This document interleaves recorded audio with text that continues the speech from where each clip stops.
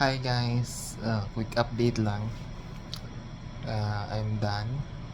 Kakatapos lang ng first session ng HD or hemodialysis. And time check right now, it's 12:45 a.m.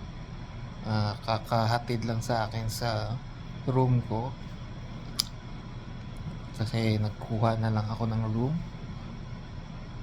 just to spend the night kasi baka hindi ko makayanan. So thankfully, thank God na ito by His grace and power. And share ko lang ang experience very quick during the time. So it's a 3-hour first session.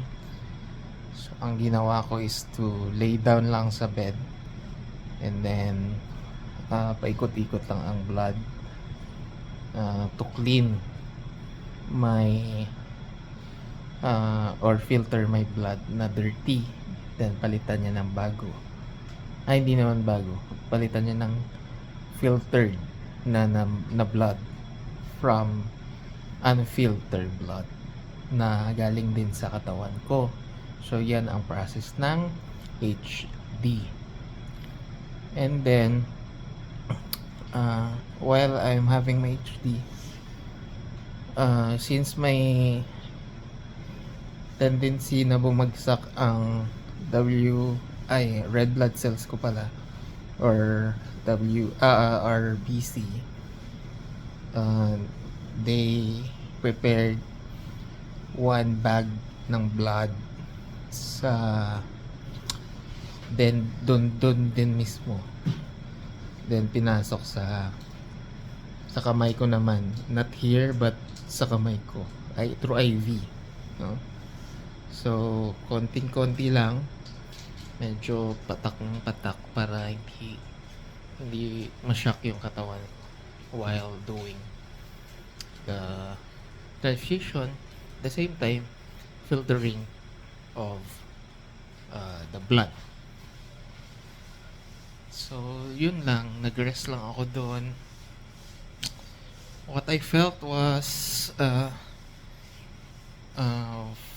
of course blood is flowing sa katawan ko, mafe-feel mo talaga, and then mafe-feel mo na magiging lighter ka, ang fluid mo ay mabawasan, yung mga manas-manas mo ay mahihil na siya. So it works. No? I feel light better after the HD. So my advice is, do not be afraid guys to have your dialysis if ever. Tanggapin natin and makayayanan natin dito ang mga pagsubok. Ayun lang, and stay tuned sa day 2. Let me rest for a while because medyo drogy. Thank you.